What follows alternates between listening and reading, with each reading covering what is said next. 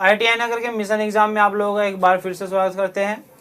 आज हमारा mission exam का ये ME06 लेक्चर है, जिसमें हम आपको AC थ्योरी पर आधारित बहुत ही इम्पोर्टेंट क्वेश्चन 45 क्वेश्चन कराने वाले हैं। तो जिस प्रकार हमने अपने पिछले 5 लेक्चर में विस्तार पूर्वक एक एक क्वेश्चन का विस्तार देखा है, उसी प्रकार इस लेक्चर में 45 क्वेश्चनों का भी विस्तार पूर्वक सॉल्यूशन करने वाले हैं। तो बिना किसी बकवास के आज का सेशन स्टार्ट करते हैं। सबसे पहले फर्स्ट क्वेश्चन पूछा है, what is the unity of susceptance, यानी ससेप्टेंस की इकाई क्या होती है। देखिए, हमारा जो इलेक्ट्रिकल सर्किट में हमारा रेजिस्टेंस आता था, आपने स्टार्टिंग में पढ़ा था रेजिस्टेंस के बारे में। रेजिस्टेंस की इकाई होती है हमारी ओम, और रेजिस्टेंस का रेसिप्रोकल होता है कंडक्टेंस, जिसकी यूनिट होती है मोह। ठीक है ना। उसी प्रकार रेजिस्टेंस की बात ही हमने मैग्नेटिक फील्ड में पढ़ा था रिलक्टेंस, और रिलक्टेंस का विपरीत था हमारा, यानी रेसिप्रोकल था परमियंस। ठीक है ना। फिर उसी प्रकार जो हमारा AC थ्योरी में, AC सर्किट में हमें देखने को मिलता है वहाँ पे प्रतिबाधा यानी इम्पीडेंस, और एक होता है हमारा रिएक्टेंस। रिएक्टेंस को हम जो डिनोट करते हैं उसको करते हैं हम X के, किससे करते हैं, X से, और जो हमारी प्रतिबाधा होती है, इम्पीडेंस होती है, उससे डिनोट करते हैं हम Z से। तो इसमें पूछा ससेप्टेंस क्या होता है। ससेप्टेंस हमारा जो, देखिए, रिएक्टेंस है। रिएक्टेंस हमारी बाधा डालता है, किसी धारा को बहने में बाधा उत्पन्न करता है, वो होता है हमारा रिएक्टेंस। और ससेप्टेंस हमारा एक कंडक्टेंस की तरह होता है, धारा को बहने में मदद करता है। तो यानी जो X का रेसिप्रोकल होता है वो होता है 1 हमारा B, यानी ससेप्टेंस। तो इकाई पूछी है, जब हमारी रिएक्टेंस की ओम होती है तो हमारी ससेप्टेंस की क्या होगी, उसकी इकाई होगी मोह। तो राइट आंसर बनता है ऑप्शन ए, मोह हमारी ससेप्टेंस की इकाई होती है।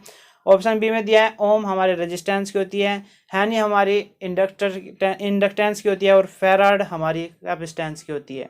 तो यहाँ पे पूछा है ससेप्टेंस की इकाई वो होती है ऑप्शन ए, मोह। तो राइट आंसर बनता है ऑप्शन ए। नेक्स्ट क्वेश्चन में पूछा है सेकंड में, प्रेरक कुंडली का प्रतिरोध क्या होगा जो 240 वोल्ट पर 5 एम्पियर धारा ले, 50 हर्ट्ज आपूर्ति और 0.8 शक्ति गुणांक है।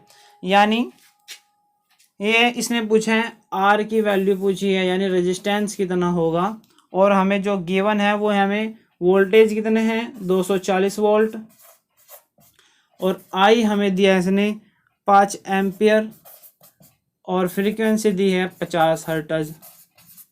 ठीक है ना। और पावर फैक्टर दिया है हमें 0.8। ठीक है। R की वैल्यू हमें निकालनी है।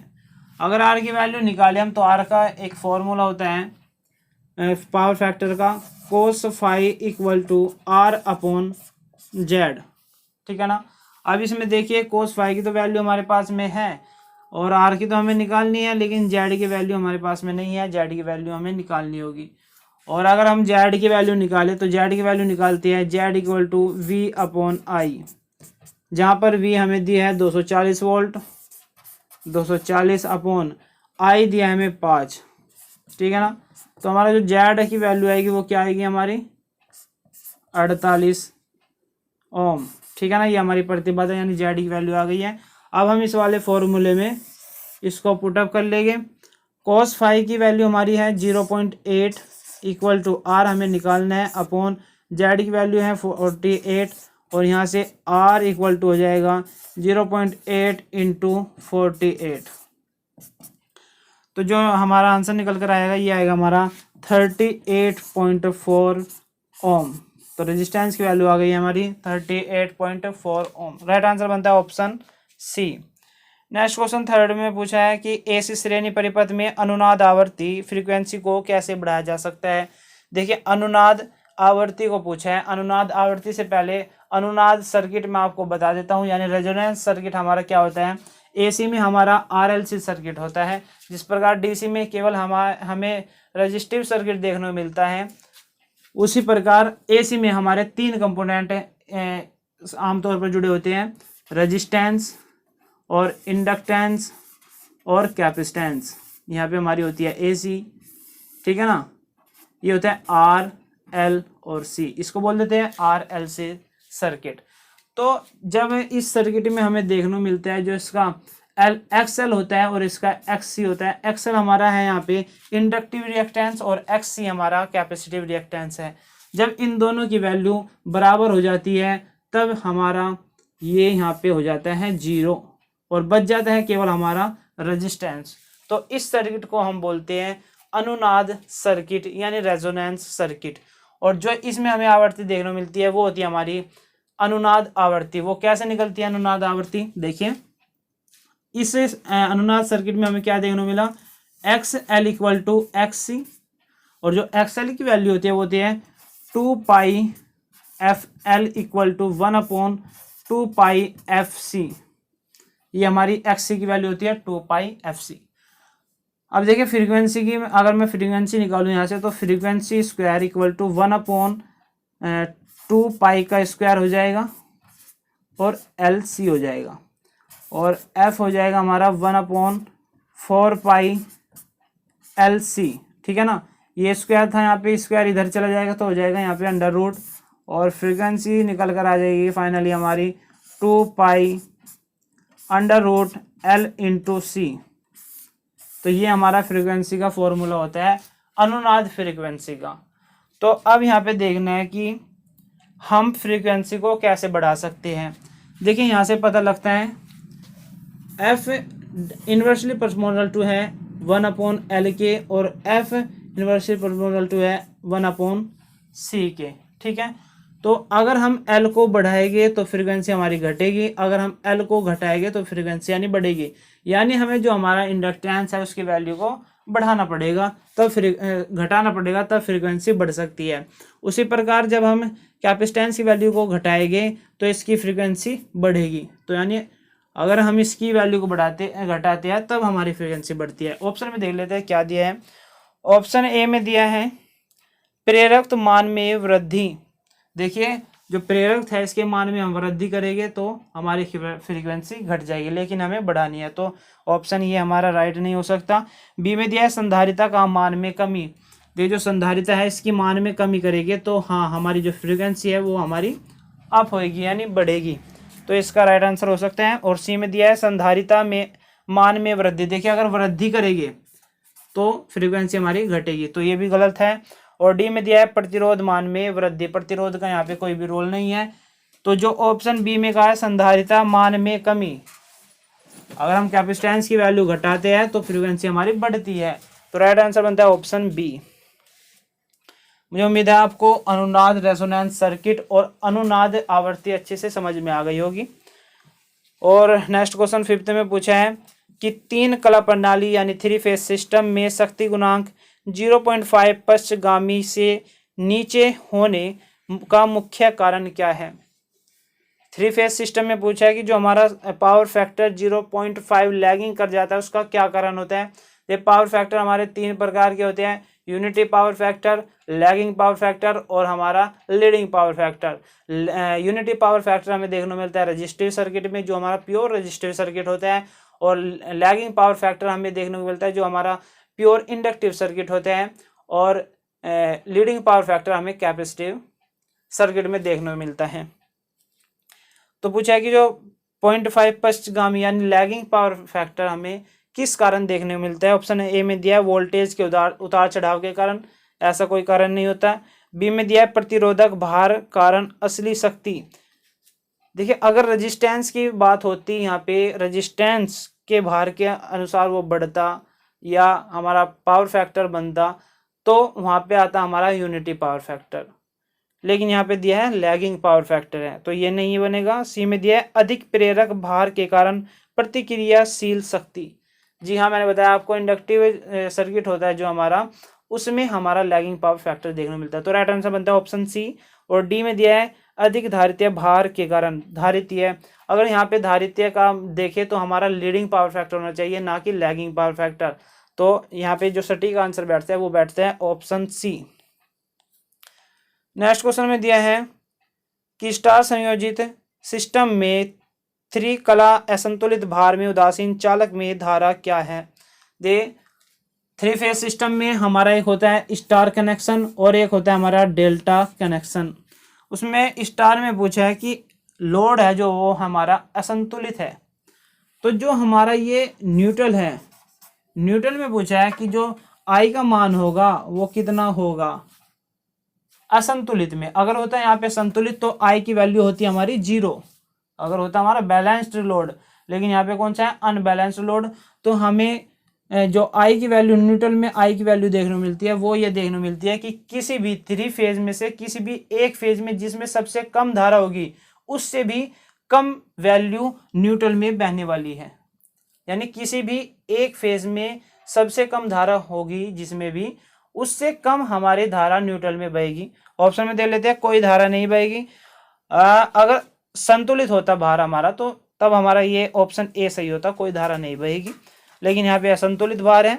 बी में दिया है 3 कलाओं में धारा का बीजीय योग 9, और सी में दिया है केवल 2 कलाओं में धारा का बीजीय योग 9, डी में दिया है कलाओं में से किसी में सबसे कम धारा की तुलना में कम बहना।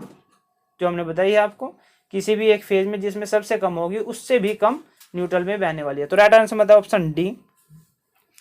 नेक्स्ट क्वेश्चन 7th में कहा है 3 कला यानी 3 फेज सिस्टम में 415 वोल्टेज 50 हर्ट्ज स्टार सिस्टम में केवीए में आभासी शक्ति की गणना कीजिए यदि लाइन धारा 16 एम्पियर है और शक्ति गुणांक 0.8 है। किसी का नहीं है आभासी शक्ति, आभासी पावर की यानी एपरेंट पावर की हमें निकालना है। कौन सी, एपरेंट पावर निकालनी है। देखिए 3 प्रकार की पावर होती है, एक्टिव पावर, रिएक्टिव पावर और एक होती है हमारी एपरेंट पावर। जो एक्टिव पावर का फॉर्मूला होता है वो हम आपको बता देते हैं। देखिए एक्टिव पावर का फॉर्मूला होता है, ये होती है हमारी एक्टिव पावर।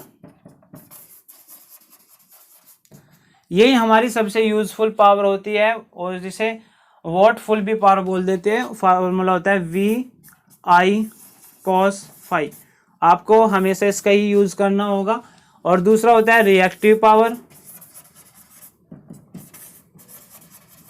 इसका फॉर्मूला होता है VI sin फाई। और तीसरे पे आता है एपरेंट पावर। एपरेंट पावर होता है ओनली VI, ठीक है ना। ये हमारी रिएक्टिव पावर होती है, ये यूजलेस होती है, वाटलेस भी इसको बोल देते हैं। यूज केवल हमारा एक्टिव पावर का होना है और एपरेंट पावर का हम यूज वहाँ पे करते हैं जहाँ पे हमें पावर फैक्टर का नहीं ज्ञात होता। जैसे हमने ट्रांसफार्मर का निर्माण किया है, एक क्वेश्चन यहाँ पे ये भी आता है कि ट्रांसफार्मर की जो रेटिंग होती है वो हम वोल्ट एम्पियर में क्यों लेते हैं, केवीए में क्यों लेते हैं। वो इसलिए लेते हैं क्योंकि हमें ये नहीं पता होता कि उस पर कितने पावर फैक्टर का लोड चलने वाला है, तो इसलिए हम वहाँ पे एपरेंट पावर का यूज करते हैं, ठीक है ना। तो क्वेश्चन में यही पूछा है। वोल्टेज दी है हमें 415 वोल्ट और फ्रीक्वेंसी 50 हर्ट्ज दी है और जो आई दी है वो दी है हमें 16 एम्पियर और cos फाई यानी पावर फैक्टर दिया है 0.8, ठीक है ना। तो एपरेंट पावर निकालनी है यानी VI निकालना है हमें 3 फेज सिस्टम में। 3 फेज अगर यहाँ पे ये हमारी सिंगल फेज की बात है, अगर मैं 3 फेज सिस्टम की बात करूँ तो हमारा एक्टिव पावर आ जाता है √3 VI cos फाई और reactive power √3 VI sin phi और एपरेंट पावर √3 VI। तो एपरेंट पावर हम निकाल लेंगे यहाँ से आसानी से, √3 into V into I. √3 into V हमें दिया है 415 और I हमें दिया है 16 एम्पियर। तो जब इसका हम सॉल्यूशन करेंगे तो हमें आंसर मिलेगा 11.5 समथिंग के। और इसमें हमें कर देना है यहाँ से 1000 से डिवाइड कर देना है, क्योंकि क्वेश्चन में पूछा है कि केवीए में बतानी है हमें। यहाँ पे तो अगर हम 1000 की ना करें तो मिलेगा हमें वोल्ट एम्पियर में, लेकिन किलो वोल्ट एम्पियर में पूछा है तो हम 1000 से इसे डिवाइड करना होगा, तो तब हमें आएगा 11.5 kVA, ठीक है ना। तो राइट आंसर बनता है ऑप्शन बी। नेक्स्ट क्वेश्चन में दिया है 8th में 3 कला बिजली मापन में 2 वाट मीटर। देख जो 3 फेज सिस्टम में हम पावर मापते हैं वहाँ पे 2 वाट मीटर मेथड का बहुत ज़्यादा यूज़ होता है, बहुत ही ज़्यादा इम्पोर्टेंट भी है। कहते हैं कि मापन में 2 watt meter W1 and W2 की रीडिंग क्या होगी यदि पावर फैक्टर 0 है। देखिए इसमें 3-4 हमारे केस होते हैं। सबसे पहला केस होता है 2 वाट मीटर मेथड में, ठीक है। सबसे पहला होता है हमारा कि यदि W1 इक्वल टू W2 है, लेकिन ये विपरीत संकेत में है, किसमें है? ये विपरीत संकेत में, यानी ये पॉजिटिव, ये नेगेटिव, या ये नेगेटिव या पॉजिटिव, तो हमारा जो पावर फैक्टर होने वाला है इस केस में वो होगा हमारा 0, ठीक है ना। और दूसरा केस है हमारा कि W1 इक्वल टू हो W2 और संकेत भी हमारे समान हो, तो पावर फैक्टर होने वाला है हमारा 1। और तीसरा केस है हमारा कि यदि किसी भी वाट में, कोई भी वाट मीटर हो, पहला या दूसरा, वो हमें क्या दर्शाते हैं? शून्य दर्शाता है। पाठ्यांक रीडिंग हमारी कितनी दर्शा रहा है? वो 0 दर्शा रहा है, तो पावर फैक्टर होता है हमारा 0.5। और फोर्थ केस में हमारा कोई एक वाट मीटर, कोई भी एक, हमें दर्शा रहा है 0 के स्थान पर ऋणात्मक रीडिंग दे रहा है। कोई एक, किसी एक की बात कर रहा हूँ, 2 वाट मीटर है ना, उसमें कोई एक की बात कर रहा हूँ मैं, वो W1 भी दे सकते हैं या W2 भी दे सकते हैं। तो पावर फैक्टर होगा हमारा 0.5 से कम, ठीक है ना। ये आपको याद रखना है। 2 वाट मीटर मेथड में ये 4 केस होते हैं हमारे। सबसे पहला, अगर W1 W2 और विपरीत संकेत है तो पावर फैक्टर 0 होगा, और अगर दूसरे केस में W1 W2 बिल्कुल समान है तो पावर फैक्टर 1 होगा, और तीसरे केस में अगर कोई वाट मीटर 0 दर्शा रहा है तो पावर फैक्टर 0.5 होगा। चौथे केस में अगर कोई ऋणात्मक दर्शा रहा है तो पावर फैक्टर हमारा 0.5 से कम होगा। तो पूछा है इसने, यदि पावर फैक्टर 0 है तो 0 वाला केस क्या है हमारा? ये रहा हमारा, यानी W1 और W2 बराबर तो होने चाहिए, और लेकिन उसके जो संकेत हो वो विपरीत हो। देख लेते हैं कौन से उसमें मिला है हमें। ए में दिया है W1 और W2 दोनों धनात्मक पाठ्यांक 9, बी में दिया है W1 धनात्मक और W2 ऋणात्मक पाठ्यांक 9, सी में दिया है W1 W2 के बराबर और लेकिन विपरीत संकेतों के साथ हो। हमारी ये जो केस 2 है, ये हमें केस 1 हमारा संतुष्ट हो रहा है, तो राइट आंसर बनता है ऑप्शन सी। नेक्स्ट क्वेश्चन में दिया है 9th में दिया है 240 वोल्ट RMS के लिए वोल्टेज का अधिकतम मूल्य क्या है, यानी अधिकतम वैल्यू पूछ रहा है 240 RMS के लिए। देखिए, जो हमारी RMS वैल्यू होती है वो होती है RMS इक्वल टू 0.707 VM या IM, ठीक है ना। क्या होती है? RMS इक्वल टू 0.707 VM या IM पूछा है। और जो हमारा ये VM या IM होता है, ये होता है हमारा, VM तो होता है वोल्टेज का अधिकतम मान और IM होता है धारा का अधिकतम मान।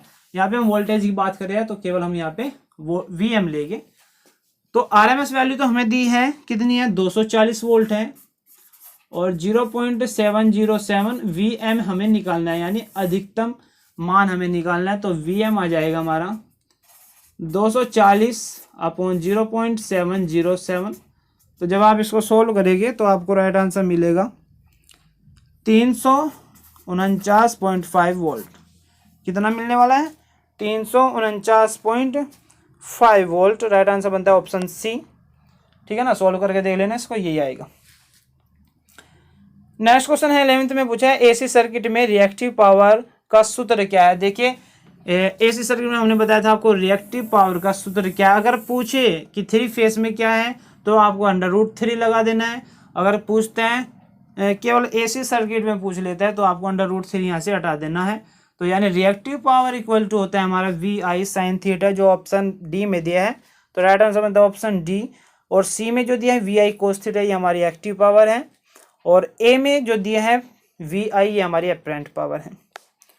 तो यहाँ पे राइट आंसर ऑप्शन डी बनता है। नेक्स्ट क्वेश्चन 12th में कहा है कि R हमारा इतना है, XL इतना है, XC, और तो परिपथ में प्रतिबाधा की गणना कीजिए। प्रतिबाधा बता देता हूँ मैं आपको क्या होता है, मैंने आपको पीछे बताया। प्रतिबाधा हमारा कुल DC सर्किट में क्या था, हमारा रेजिस्टेंस, हमारा केवल रेजिस्टेंस होता था पर जो धारा में विरोध उत्पन्न करता था। लेकिन AC में हमें हमारा रजिस्टर भी बाधा उत्पन्न करता है, कैपेसिटर भी और इंडक्टर भी।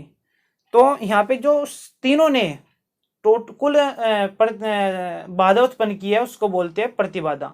जो तीनों ने पूरे सर्किट में मिलकर बाधा उत्पन्न किया है उसको क्या बोलते हैं? प्रतिबाधा यानी इम्पीडेंस, जिसे जेड से डिनोट करती है। तो उसकी वैल्यू निकालनी है हमें, ठीक है ना। हमें दिया है आर की वैल्यू दी है 5 ओम और एक्स एल की दी है 36 ओम और एक्स सी की दी है 24 ओम, ठीक है ना। जेड हमें निकालना है। अब जेड का फॉर्मूला होता है हमारा इम्पिडेंस का निकालने का, Z equal to under root R square plus X L minus X C का होल स्क्वायर, ये होता है। तो लगा देंगे फॉर्मूला, सीधा हमें वैल्यू टेकनी है। अंडर रूट आर है हमारा 5 का स्क्वायर प्लस 36 माइनस 24 का होल स्क्वायर, 5 का स्क्वायर 5 पंजे 25 प्लस यहाँ पे आ जाएगा हमारा 12 और 12 का स्क्वायर 144 और ये हो जाएगा अंडर रूट 169 जो कि होता है हमारा 13 का अंडर रूट स्क्वायर, ठीक है। तो राइट आंसर बनता है ऑप्शन 13 ओम आएगा। यहाँ पे इम्पिडेंस की यूनिट ओम होती है, तो यहाँ पे जो राइट आंसर बनता है ऑप्शन सी 13 ओम इम्पिडेंस की वैल्यू। और 13 क्वेश्चन में पूछा है एकल फेज एसी परिपथ में कलांतर कितना होता है। सिंगल फेज एसी परिपथ में पूछा है जो कलांतर होता है दोनों फेजों के बीच में वो कितना होता है, वो होता है 90 डिग्री का। कलांतर कुछ इस प्रकार का होता है और ये हमें देखने को मिलता है 90 डिग्री का, ठीक है ना। और 3 फेज में हमें देखने को मिलता है कुछ इस प्रकार का, जो इनके बीच का ये कलांतर होता है वो होता है 120 डिग्री का, ठीक है ना। तो यहाँ पे पूछा सिंगल फेज में, तो राइट आंसर बनता है ऑप्शन ए 90 डिग्री। 14 में पूछा है स्टार संयोजित सिस्टम में लाइन वोल्टेज तथा फेज वोल्टेज में संबंध क्या है। स्टार संयोजित सिस्टम में पूछा है कि जो हमारा वोल्टेज लाइन है और फेज वोल्टेज में क्या संबंध है, वो डायरेक्ट संबंध होता है V L equal to under root 3 V P, यानी line voltage equal to under root 3 phase voltage के। लाइन वोल्टेज हमारा किन्हीं दो फेजों के बीच में नापी गई वोल्टेज होती है और फेज वोल्टेज हमारा एक न्यूट्रल और एक फेज के बीच में नापी गई वोल्टेज होती है। तो ये पूछा है कि स्टार में फेज वोल्टेज और लाइन वोल्टेज में क्या संबंध है, वो होता है line voltage equal to under root 3 phase voltage. तो राइट आंसर बनता है ऑप्शन ए, ठीक है ना। क्या बनता है, ऑप्शन ए।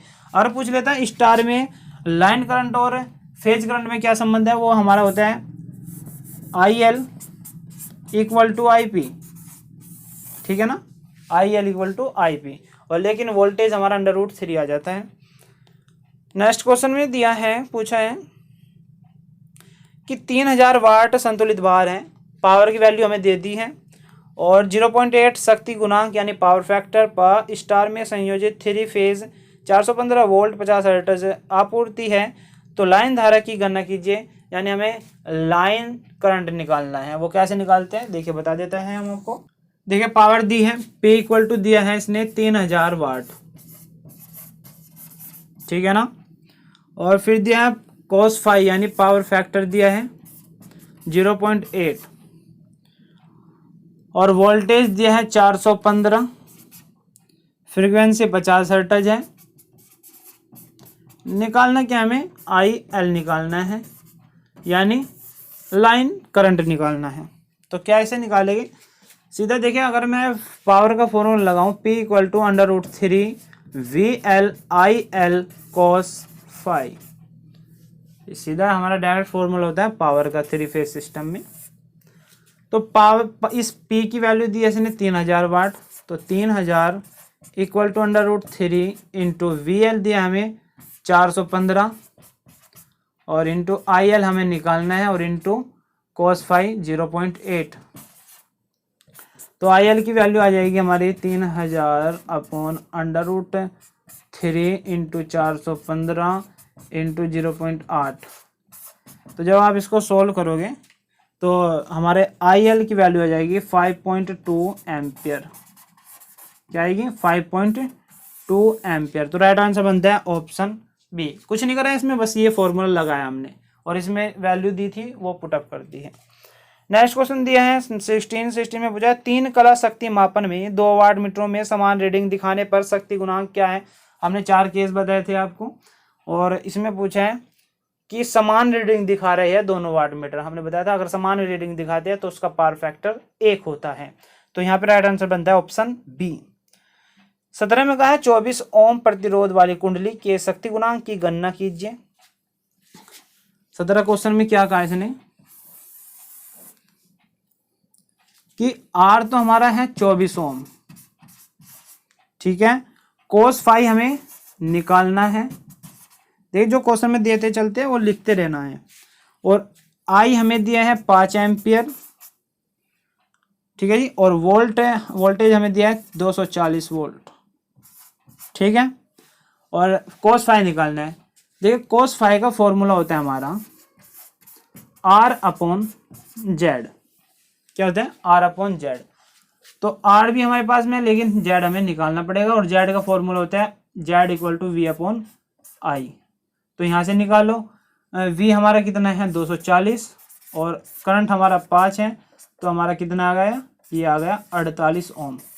जेड की वैल्यू 48 ओम आ गई है। तो ये इस वाले फॉर्मूले में सीधा वैल्यू पे रखेंगे।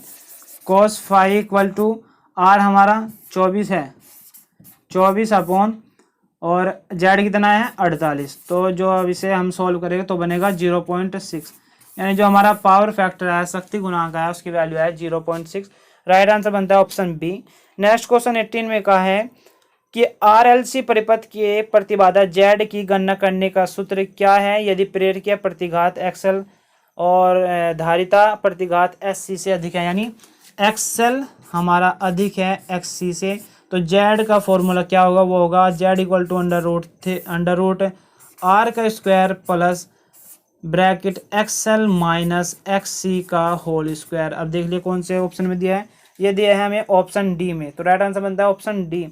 नेक्स्ट क्वेश्चन में दिया है कि आर हमारा 15 ओम है, परिणामी प्रतिघात, आर हमारा 15 ओम, परिणामी प्रतिघात। देखिए पीछे क्वेश्चन किया था हमने, उसमें एक्सएल और एक्ससी था हमारा, तो फिर हमने इस वाले फॉर्मूले में रखा था एक्सएल माइनस एक्ससी आ गया था। तो हमारे जो ये परिणामी, जो ये हम सोल्व करने के बाद में मिलता है, इसको हम लिख देते हैं एक्स, यानी परिणामी प्रतिघात। उसकी वैल्यू हमें इसने पहले दे दी है, वो दी है एक्स इक्वल टू 20 ओम, ठीक है ना। और आर एल से प्रति में गुणांक की, और वोल्टेज दिया हमें 240 वोल्ट, और हमें निकालना है कोस फाई।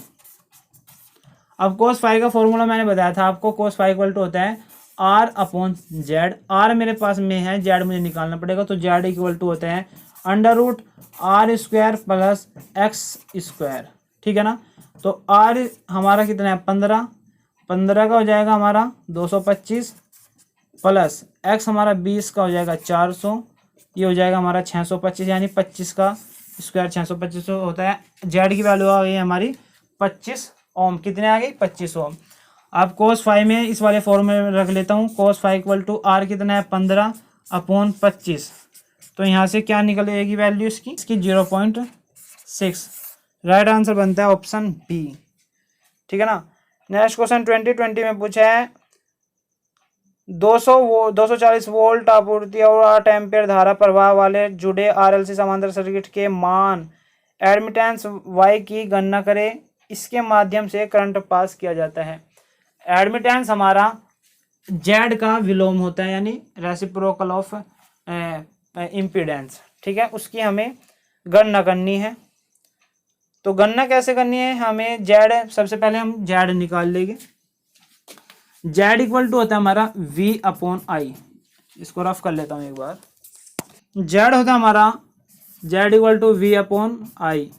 अब वी की वैल्यू तो हमें दी है 240, और आई की वैल्यू भी दी है हमें 8, तो आ गया हमारा 30 ओम। जेड की वैल्यू आ गई 30 ओम, लेकिन निकालना हमें एडमिटेंस, यानी वाई निकालना है। वाई होता है हमारा Y equal to 1 upon Z. तो यहाँ पे 1 अपॉन 30 लिखेंगे तो आ जाएगा 0.033 मोह, ठीक है ना। तो राइट आंसर बनता है ऑप्शन सी 0.00033 मोह।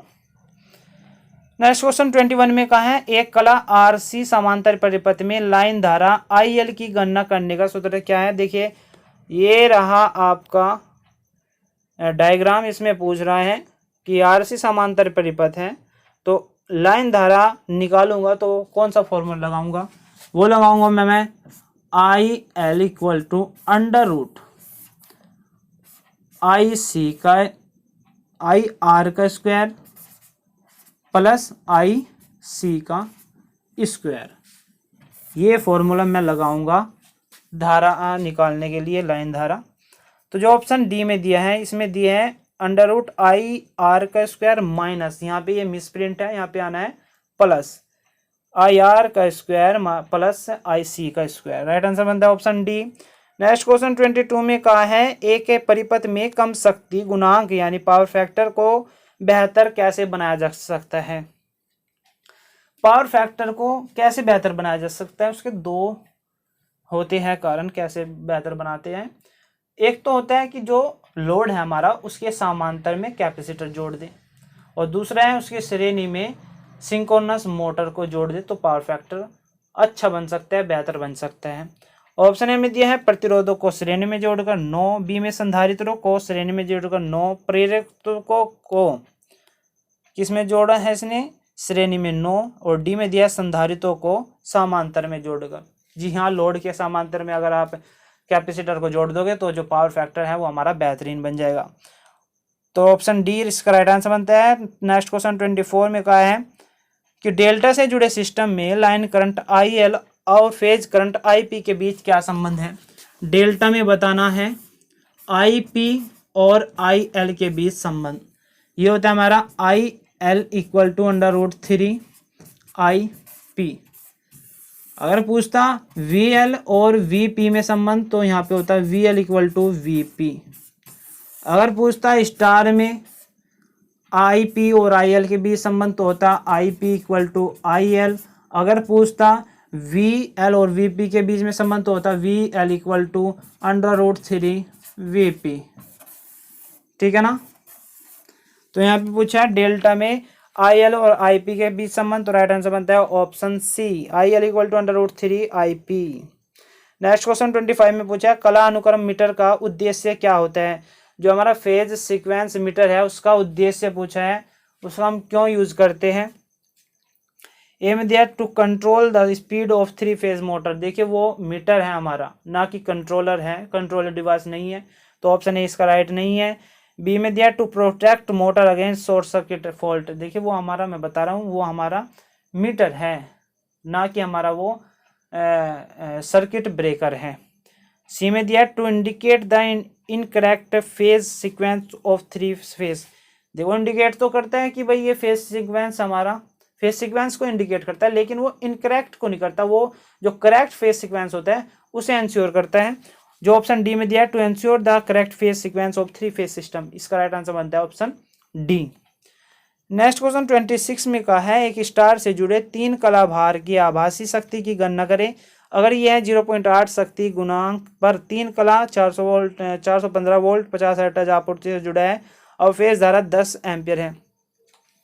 आभासी शक्ति निकालनी है यानी एपरेंट पावर निकालनी है हमें, तो क्या होती है वो हमारी स्टार से 3 कला यानी 3 फेज हैं, तो यहाँ पे आ जाएगा हमारा under root 3 into V L कितना दिया है यहाँ पे 415 इंटू धारा दी है इसने 10 एम्पियर, और केवीए में हमें निकालना है तो 1000 से इसके भाग दे देंगे। इसको सॉल्यूशन करोगे तो आ जाएगा 7.188 kVA।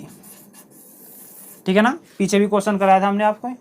राइट आंसर बनता है ऑप्शन डी। नेक्स्ट क्वेश्चन में दिया है कि 3 कला शक्ति माप में 2 वाट मीटर विधि में से यदि एक शून्य पाठ्यांक हो और दूसरा कुल खपत पाठ्यांक हो तो शक्ति गुणांक क्या होगा। 4 केस बताए थे, उसमें से हमारा तीसरा केस आ रहा है कि 1 वाट मीटर शून्य दर्शा रहा है, तो जो पावर फैक्टर होगा वो हमारा 0.5 होगा। राइट आंसर बनता है ऑप्शन ए। नेक्स्ट क्वेश्चन दिया है 28 में पूछा है फॉर्म फैक्टर का पूछा है। फॉर्मूला क्या होता है, वो होता है RMS अपॉन एवरेज वैल्यू। क्या होती है RMS अपॉन एवरेज वैल्यू। अगर इसकी वैल्यू की बात करूं मैं फॉर्म फैक्टर की, वो होती है 1.11 किसके लिए, साइनोसोडल वेवफॉर्म के लिए। और अगर करूं मैं स्क्वायर वेव के लिए उसका मान होता है 1 फॉर्म फैक्टर का स्क्वायर वेव के लिए। यहाँ पे केवल फॉर्मूला पूछा, फॉर्मूला होता है फॉर्म फैक्टर का RMS value upon average value, यानी प्रभावी मान अपॉन औसत मान। तो जो ऑप्शन बी में दिया है RMS वैल्यू अपॉन औसत मान, राइट आंसर मतलब ऑप्शन बी। नेक्स्ट क्वेश्चन 29 में कहा है AC समांतर परिपथ में धारा के कुल विरोध के रूप में किस विद्युत शब्द को परिभाषित किया जाता है। कुल मैंने बताया था जो AC सर्किट होता है उसमें हमारे RLC जुड़े होते हैं, रजिस्टर, इंडक्टर और कैपेसिटर। जो इनसे कुल प्रतिरोध बाधा आती है उसे बोलते हैं हम प्रतिबाधा यानी इम्पीडेंस। तो राइट आंसर बनता है ऑप्शन बी, प्रतिबाधा इम्पीडेंस। ठीक है। और नेक्स्ट क्वेश्चन 30 में पूछा है किस AC परिपथ में वोल्टेज V और करंट I के बीच का कला संबंध होता है। देखिए इसमें हमारा 90 डिग्री से जो करंट है वो लैग कर रहा है। तो पूछा है कि कौन से किस चीज को दर्शाता है ये, शुद्ध प्रतिरोधी परिपथ। अगर शुद्ध प्रतिरोधी परिपथ होता तो फेज डिफरेंस 0 होता। बी में दिया है प्रतिरोध एवं प्रेरक परिपथ। जी हाँ, प्रतिरोध और प्रेरक जो हमारा RL सर्किट होता है उसमें हमें लैगिंग पावर फैक्टर देखने को मिल जाता है। सी में दिया है प्रतिरोध एवं धारितीय। अगर प्रतिरोध धारितीय होता तो हमें यहाँ पे लीडिंग पावर फैक्टर देखने को मिलता। तो यहाँ पे राइट आंसर बनता है ऑप्शन बी, प्रतिरोध एवं प्रेरक परिपथ को ये दर्शाता है। नेक्स्ट क्वेश्चन हमारा 32 में पूछा है RLC श्रेणी परिपथ में किस स्थिति में अनुनाद होगा। देखिए अनुनाद आवृत्ति जब तीसरे क्वेश्चन में आई थी तभी हमने बताया था अनुनाद सर्किट क्या होता है। जिस सर्किट में XL की वैल्यू XC के बराबर हो जाती है वो सर्किट हमारा क्या बन जाता है, अनुनाद सर्किट बन जाता है। जो ऑप्शन बी में दिया है प्रेरकीय प्रतिघात यानी XL, धारितीय प्रतिघात यानी XC के बराबर हो जाता है वो सर्किट हमारा अनुनाद परिपथ कहलाता है यानी रेजोनेंस सर्किट कहलाता है। राइट आंसर बनता है ऑप्शन बी। नेक्स्ट क्वेश्चन में कहा है कि 3 कला 2 वाटमीटर विधि में वाटमीटर के ऋणात्मक पाठ्यांक देने पर आप धनात्मक पाठ्यांक कैसे प्राप्त करेंगे। कि जो हमारा वाटमीटर विधि में वाटमीटर है वो ऋणात्मक पाठ्यांक दे रहा है तो आपको धनात्मक कैसे करना है। हम धनात्मक क्या कैसे करेंगे, जो वोल्टमीटर होता है हमारा उसमें एक तो होता है हमारा करंट कॉइल और एक होता है हमारा पोटेंशियल कॉइल। ठीक है ना, ये तो हमारा होता है सीरीज में, ये होता है हमारा पैरेलल में। ठीक है ना, इस प्रकार होता है, ये होता है हमारा वाटमीटर। तो अगर ये ऋणात्मक दिखा रहा है तो मैं क्या करूंगा, जो ये हमारी पोटेंशियल कॉइल है इसको मैं बदल दूंगा, इसके टर्मिनल्स को, इसके कनेक्शन को चेंज कर दूंगा तो मेरा ये वाटमीटर धनात्मक दिखाने लगेगा। तो राइट आंसर बनता है अगर सिरों के संयोजन आपस में बदलने पर 9। बी में दिया है धारा कुंडली को मीटर में से विसंयोजित करने पर 9। सी में मीटर में दबाव कुंडली यानी प्रेशर कुंडली यानी पोटेंशियल कुंडली में संयोजन बदलने पर। जी हाँ, अगर मैं पोटेंशियल कुंडली या प्रेशर कुंडली या दबाव कुंडली का कनेक्शन बदल दूंगा तो हमारा जो ऋणात्मक दिखा रहा है वो धनात्मक दिखाने लगेगा। राइट आंसर बनता है ऑप्शन सी। नेक्स्ट क्वेश्चन दिए हैं 34 में कहा है ज्यावर्कीय AC के लिए यानी साइनसोइडल वेव फॉर्म के लिए फॉर्म फैक्टर की वैल्यू पूछे क्या होती है। मैंने बताया था साइनसोइडल के लिए 1.11 होती है और स्क्वायर वेव के लिए 1 होती है। तो यहाँ पे साइनसोइडल के लिए बतानी है तो राइट आंसर बनता है ऑप्शन बी 1.11। नेक्स्ट क्वेश्चन 35 में कहा है इसी समांतर परिपथ में प्रेरकत्व का पारस्परिक क्या है, यानी जो इंडक्टेंस है उसका रेसिप्रोकल पूछा है क्या होता है। इंडक्टेंस जो हमारा X है उसका रेसिप्रोकल होता है 1/B यानी ससेप्टेंस इसका इंडक्टेंस का रेसिप्रोकल होता है। ठीक है, तो जो ऑप्शन डी में दिया है ससेप्टेंस हमारा इंडक्टेंस का रेसिप्रोकल होता है। राइट आंसर बनता है ऑप्शन डी। नेक्स्ट क्वेश्चन में दिया है 36 धारा एवं वोल्टेज के मध्य कौन सा संबंध दर्शाया गया है। डायग्राम में देखिए और बताना है कौन सा संबंध दर्शा रहा है। ए में कहा है धारा एवं वोल्टेज समान कला में है। जी हाँ, कि यानी जो धारा वोल्टेज उनके बीच में कोई भी डिफरेंस नहीं है यानी पावर फैक्टर हमारा यहाँ पे यूनिटी है। बी में कहा है धारा एवं वोल्टेज कला में नहीं है, नहीं जी ये कला में है। सी में कहा है धारा वोल्टेज के पीछे रहती है 9 और डी में कहा है धारा वोल्टेज के आगे रहती है 9। ये हमारा यहाँ पे इसको पावर फैक्टर यूनिटी भी बोल सकते हैं, यूनिटी पावर फैक्टर, और ये भी बोल सकते हैं कि धारा और कला, तो धारा और वोल्टेज हमारा एक ही कला में है यानी फेज डिफरेंस हमारा 0 है। तो राइट आंसर बनता है ऑप्शन ए। नेक्स्ट क्वेश्चन 37 में कहा है कि 2 वाटमीटर W1 एंड W2 विधि द्वारा कुल शक्ति की गणना करें यदि 1 वाट मीटर W2 रीडिंग उलटने के बाद ली जाती है। देखिए, अगर 2 वाट मीटर मेथड से मैं रीडिंग नापता हूँ तो जो उसकी कुल शक्ति होती है उसका फॉर्मूला क्या होता है, W इक्वल टू होता है W1 प्लस W2। लेकिन ये कह रहा है कि अगर मैं W2 की अगर हमारा कोई वाट मीटर है सीधा है, जैसा है वैसा लगा दिया, उससे नाप रहा हूँ, तो फॉर्मूला तो बनता है W equal to W1 plus W2। लेकिन कहता है मैं W2 में छेड़खानी करूँगा, अपनी टांग अड़ाऊँगा, उसके टर्मिनल्स को बदल कर मैं उसको यूज़ करूँगा, तो फिर तो क्या आएगा फॉर्मूला W1 माइनस W2 आएगा। जब उसके टर्मिनल्स चेंज हो जाएगा तो ये वैल्यू ऋणात्मक में दर्शाएगा ना। तो यहाँ पे फिर कुल शक्ति निकालने का फॉर्मूला क्या लगेगा, W equal to W1 minus W2। जब हम इसको बदलेंगे तो यहाँ पे माइनस की वैल्यू आएगा, तो खुद पे खुद हमारा आंसर तो इसी फॉर्मूले के हिसाब से आएगा, लेकिन यहाँ पे हमारा माइनस आ जाएगा। तो जो ऑप्शन सी में दिया है W1 minus W2, right answer बनता है ऑप्शन सी। नेक्स्ट क्वेश्चन में दिया है 38 में, कौन सी 3 कला यानी 3 फेज सिस्टम में फेज वोल्टेज को मापने के लिए कृत्रिम उदासीन तार की आवश्यकता होती है।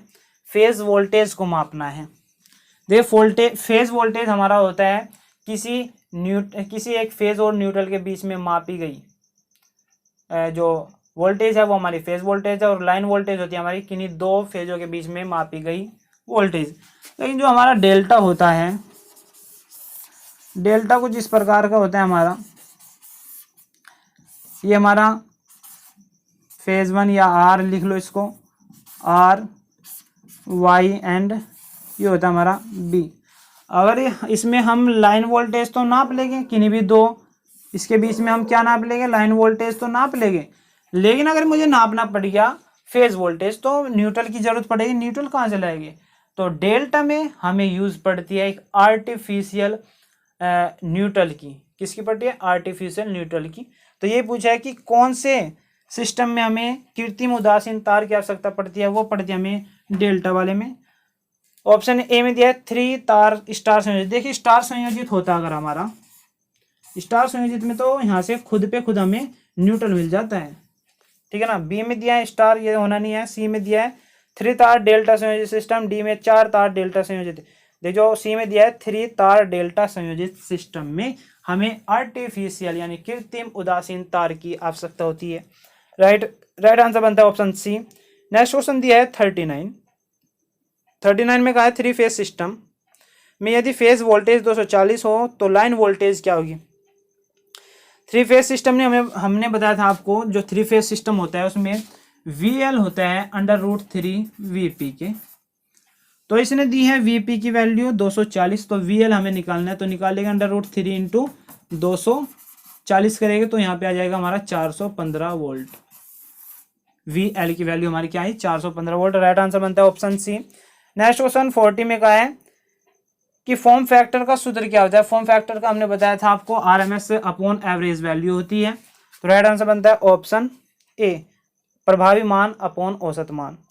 नेक्स्ट क्वेश्चन 41 में कहा है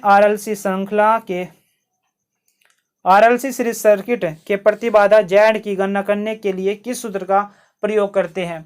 Z का देखिए हमने पीछे बहुत सारे क्वेश्चन कर लिया Z के इम्पीडेंस को निकालने के लिए। वो फॉर्मूला यूज करते हैं हम, Z equal to √R² plus XL और डिफरेंस XC का होल स्क्वायर। ये हम यूज करते हैं Z equal to √R² plus XL XC का होल स्क्वायर। तो राइट आंसर बनता है ऑप्शन डी। नेक्स्ट क्वेश्चन है हमारा 42 में पूछा है 3 फेज शक्ति माप की 2 वाट मीटर विधि में यदि, तो मैंने आपको बताया था जो हमारा पॉलीफेज सिस्टम होता है, 3 फेज सिस्टम होता है, उसमें जो 2 वाट मीटर मेथड होता है वो सबसे ज़्यादा यूज होने वाला है। इस पर बहुत ही ज़्यादा क्वेश्चन बनते हैं और मैंने आपको फिर यहाँ पे 4 केस लिखवाए थे। रिपीट करवा देता हूँ। अगर पहले केस में हमारा क्या होता है कि समान रीडिंग तो आती है, समान पाठ्यांक आता है दोनों वाट मीटर में, लेकिन उनकी जो संकेत होती है वो विपरीत होती है, तो ऐसे में हमें पावर फैक्टर मिलता है 0। दूसरा केस था हमारा कि अगर दोनों वाट मीटर की रीडिंग समान आती है और उनके संकेत भी समान हो तो हमें पावर फैक्टर देखने को मिलता है 1। और तीसरा केस था हमारा यदि कोई पावर फैक्टर शून्य रीडिंग दे रहा है तो हमें जो शून्य रीडिंग दे रहा है वाट मीटर, तो हमें जो पावर फैक्टर देखने को मिलता है वो मिलते हैं 0.5। चौथा केस था हमारा यदि कोई वाट मीटर हमारा ऋणात्मक पाठ्यांक दे रहा है तो हमें क्या देखने को मिलता है, पावर फैक्टर 0.5 से कम। तो इस क्वेश्चन में यही कहा है कि ऋणात्मक पाठ्यांक देता है कोई वाट मीटर तो पावर फैक्टर क्या होगा हमारा, वो होगा हमारा 0.5 से कम, यानी जो ऑप्शन डी में दिया, राइट आंसर बनता है ऑप्शन डी। नेक्स्ट क्वेश्चन 43 में कहा है 3 कला एसी परिपथ में कलांतर कितना होता है। देखिए पहले क्वेश्चन आया था कि सिंगल फेज में कलांतर कितना होता है, वो होता है 90 डिग्री का, और जो 3 फेज में होता है वो होता है 120 डिग्री का, राइट आंसर बनता है ऑप्शन बी। नेक्स्ट क्वेश्चन 44 में कहा है किस स्थिति को अनुनाद आरएलसी सर्किट कहा जाता है। देखिए तीसरे क्वेश्चन में जब अनुनाद आवृत्ति बताया था तब भी बताया था आपको अनुनाद सर्किट कौन सा होता है, फिर एक क्वेश्चन भी बीच में आया था तब भी बताया था अनुनाद सर्किट क्या होते हैं। अनुनाद सर्किट होता है हमारा जिस सर्किट में XL = XC होता है, वो हमारा अनुनाद यानी रेजोनेंस सर्किट कहलाता है। ऑप्शन सी इसका राइट आंसर बनता है। नेक्स्ट क्वेश्चन 45 आज का इस सेशन का लास्ट क्वेश्चन है। कहता है स्थिर एंगुलर वेलोसिटी में कितने परिमाण का गुण होता है, स्केलर परिमाण, वेक्टर परिमाण और फेजर परिमाण या अलजेब्रिक परिणाम। तो जो स्थिर एंगुलर वेलोसिटी में हमें परिमाण देखने को मिलता है वो मिलता है फेजर परिमाण का, यानी फेजर क्वांटिटी का। तो राइट आंसर बनता है ऑप्शन सी। तो प्यारे दर्शकों मुझे उम्मीद है आज आपके जो हमने एसी थ्योरी पर आधारित के 45 क्वेश्चंस कराए हैं और नियमी क्वेश्चन बैंक से ये उठाए गए, आपको मालूम ही है, यानी एक प्रकार से हमारा जो मिशन एग्जाम है वो नियमी क्वेश्चन बैंक का सॉल्यूशन है। तो हम आपसे ये उम्मीद करते हैं कि आपको आज के जो 45 क्वेश्चन कराए हैं एक एक आपका टॉपिक क्लियर होगा प्रत्येक क्वेश्चन के साथ में, ठीक है ना।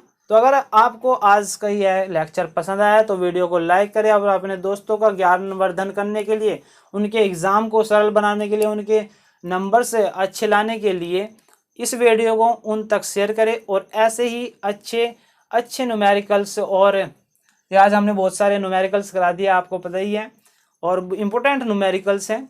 और अगर आपको ऐसे ही न्यूमेरिकल्स चाहिए, ऐसे ही MCQs चाहिए, ऐसे ही मिशन एग्ज़ाम्स चाहिए तो आप ITI नगर को सब्सक्राइब करें, तो आपको अच्छे से अच्छे लेक्चर मिलते रहेंगे।